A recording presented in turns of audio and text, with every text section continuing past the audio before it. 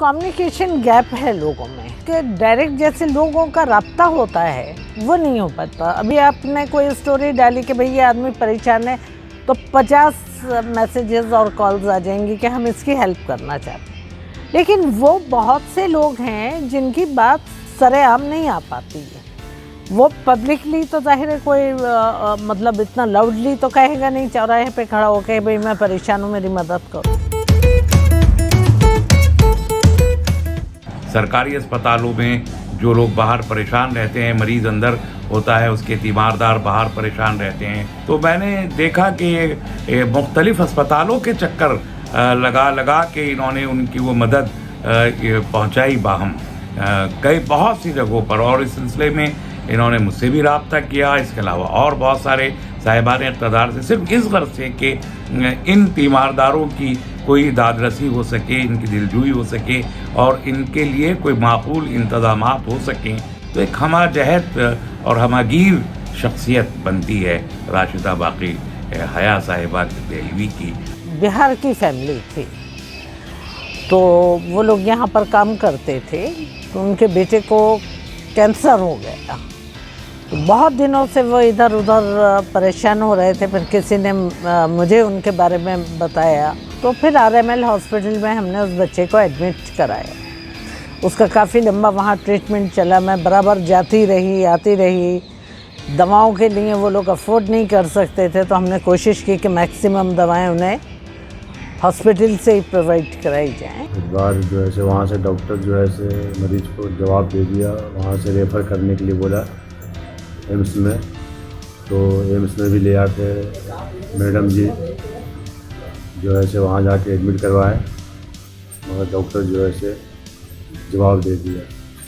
तो उनको बोल करके हम बच्चे को गांव ले जा रहे थे।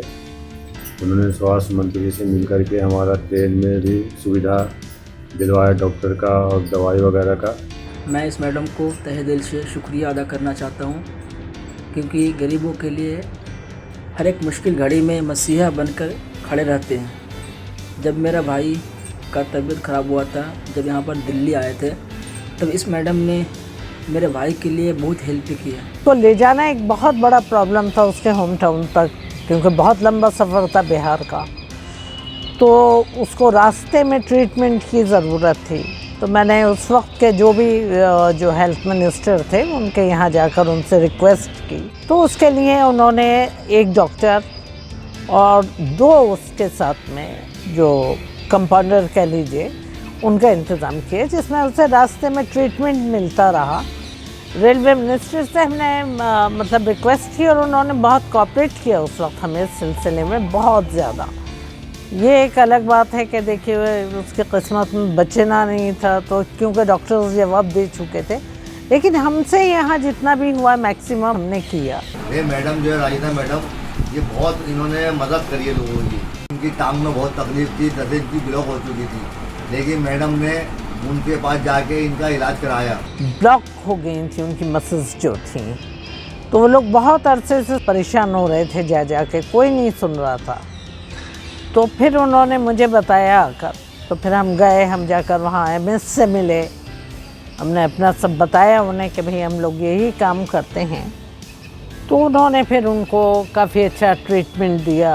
बाकी हेल्थ केयर वजह से लॉकडाउन में बहुत ज़्यादा ही लोगों के साथ मसाइल हुए, तो उसमें कई दिन काफ़ी टाइम लग जाता था लोगों को, कोई चीज़ इंतज़ाम नहीं होता था। एक फैमिली थी जो लोग भजनपुर आई थिंक रह रहे थे, तो उनका फ़ोन आया मेरे पास। उस टाइम में हम फंस चुके थे, अपने घर में लॉक थे, बिल्कुल कुछ खाने पीने का भी सामान नहीं मिल पा रहा था। तो मैंने उनसे बोला, मैंने वहाँ का बताया सब कि यहाँ पर ऐसा हो रहा है, हम लोग फंस चुके हैं, हमने घर को लॉक कर रखा है, हम बाहर नहीं जा सकते, बाहर लड़ाई झगड़े हो रहे हैं, काफ़ी दंगा है। तब उन्होंने DCP से लेटर लिखवाया और हमारी हेल्प की, तब वो सेफ हमें यहाँ पर लेकर आई। और लॉकडाउन में कुछ लोगों को ज़रूरतें थीं, तो उनकी ज़रूरतों को कुछ लोगों को हमने बुलाकर किया, कुछ लोगों को डोर टू डोर जिसे कहना चाहिए, जो मदद जो भी हमसे मुमकिन थी। सबके लिए तो इंसान नहीं कर सकता, लेकिन जितना भी हुआ, जिसके लिए भी हुआ वो किया।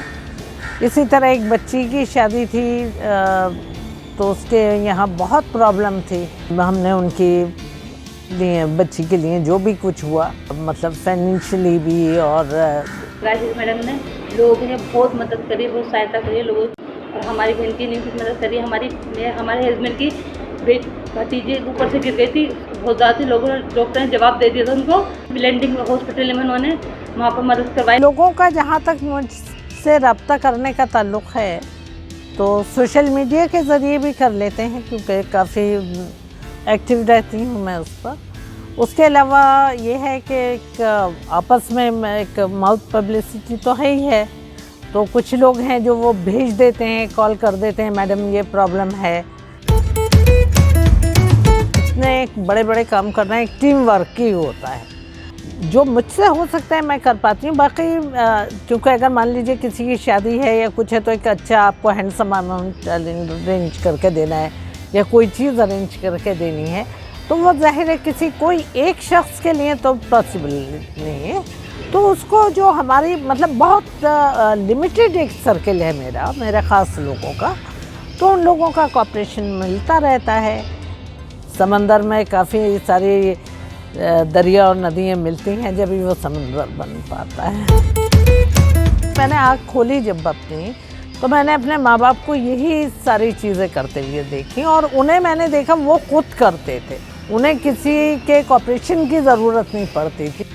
मेरे फादर जो थे वो लाहौर में डायरेक्टर जनरल पब्लिक रिलेशन की पोस्ट पर थे, मगर जब आज़ादी के टाइम में ये तकसीम हुआ, बंटवारे का टाइम आया, तो उन्होंने कहा कि भाई मैं अपनी आज़ादी की जो सुबह है वो अपने हिंदुस्तान में देखूंगा।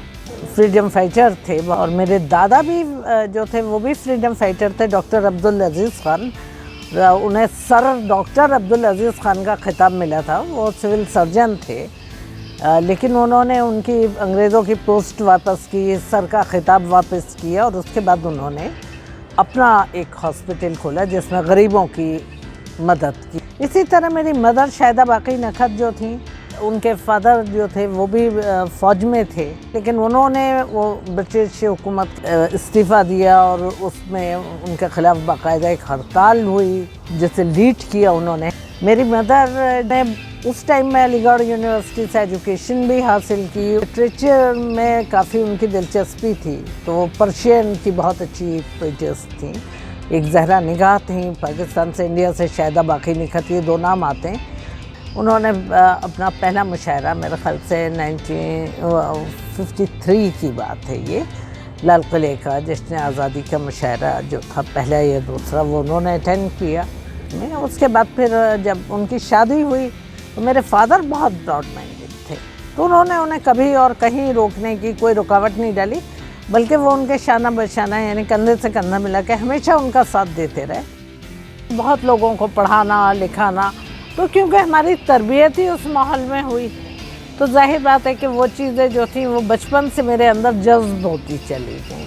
देहरादून कैम्ब्रिज में थी मैं, तो मैंने जूनियर कैम्ब्रिज भी कंप्लीट नहीं किया था, मेरी पढ़ाई में बहुत दिलचस्पी नहीं थी, तो मैं आ गई, और उसके बाद फिर मैं अपने ही लिटरेचर से और इन चीज़ों में लगी रही। उसके बाद शादी भी जल्दी हुई मेरी, थोड़ा बच्चों में, फैमिली में मुझे कुछ टाइम मैं बिल्कुल ऐसी हो गई, आप ये देख लीजिए। लेकिन फिर मेरे हस्बैंड से भी मेरी बात हुई, क्योंकि मैंने कहा भाई देखिए मैं तो बिल्कुल इन कामों में शुरू से रही हूँ, बचपन से रही हूँ, तो उन्होंने भी समझा इस चीज़ को। फिर वो साथ रहे, थोड़ा सा काम हम दोनों ने मिलकर साथ किया। फिर उनकी डेथ हो गई, उनकी डेथ के बाद से तो फिर मैंने इसको एक अपनी मेन फैमिली थी, फैमिली के बाद मैंने सोचा कि भाई ये भी एक तरह मेरी फैमिली है, अगर कोई परेशान है तो इसी तरह से उसको चलाती रही, उसमें मुझे कोऑपरेशन फैमिली में मिलता रहा। मेरी अपनी एक एनजीओ है, फ्रीडम फाइटर्स मेमोरियल फाउंडेशन के बाद, जो मैंने और मेरे हस्बैंड ने एक्चुअली शुरू की थी जब उन्होंने मेरा इंटरेस्ट देखा। तो उसमें हमने काम जो किया, वो जो फ्रीडम फाइटर्स हैं, जिनको मतलब मैं ये समझती हूँ कि शायद नज़रअंदाज किया जाता है। तो हमने उसमें प्रोग्राम किया पार्लियामेंट कॉन्फ्रेंस हॉल में। मेरे 5 प्रोग्राम्स हुए, जिनमें से हमारे ख़ास तौर पे 3 प्रोग्राम्स जो थे वो फ्रीडम फाइटर्स ही के लिए मुख्तलिफ मौजू पे रहे। बहुत से लोगों का नाम आ जाता है सामने, वो गिने चुने लोग हैं, लेकिन ऐसे लोग हैं आज भी मौजूद हैं जिनसे मेरी मुलाकात होती है कि जिन्होंने उस टाइम में बहुत, और आज वो ज़ईफ़ी के दौर से गुज़र रहे हैं और उनका कोई सहारा नहीं है, देखने वाला नहीं है। तो इससे क्या हुआ कि उन लोगों को सामने लाया गया और उन लोगों की कहीं ना कहीं कुछ ना कुछ हेल्प हुई। 1-2 लोगों की पेंशन्स भी हुई।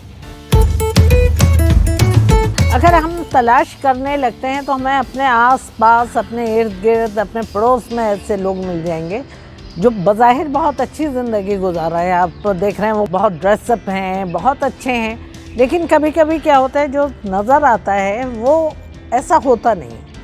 हर चमकने वाली चीज़ कहते हैं ना, सोना नहीं होती है। बहुत से लोग हैं जिनकी बज़ाहिर ज़िंदगी कुछ है, लेकिन वो इंटरनल इतने परेशान हैं, वो इतने खुददार हैं और उनका समाज में एक ऐसा मकाम है कि वो हर एक से अपनी प्रॉब्लम डिस्कस नहीं कर सकते। तो मेरी यही गुजारिश है कि लोग ऐसे लोगों तक ताल्लुक़ कायम करें और ऐसे लोगों तक पहुंचने की कोशिश करें कि जो मदद के काबिल हैं। हर मज़हब के लोगों से ताल्लुक़ है इस बात का, हर मज़हब ने इस बात को कहा है कि भई आप अपने आसपास देखिए और उनकी हेल्प कीजिए। तो देखिए, ज़िंदगी में सिर्फ अपने ही लिए सब कुछ करना या अपनी शोहरत ही कराना कुछ मायने नहीं रखता। जो लोग अंधेरे में हैं, तो अगर हमें थोड़ी सी एक रोशनी की किरण, एक चिराग भी मिला हुआ है, तो हम उन लोगों तक कम से कम एक दिया सलाई, एक माचिस की तीली तो उनको हम दिखाकर थोड़ा सा रोशनी दे सकते हैं।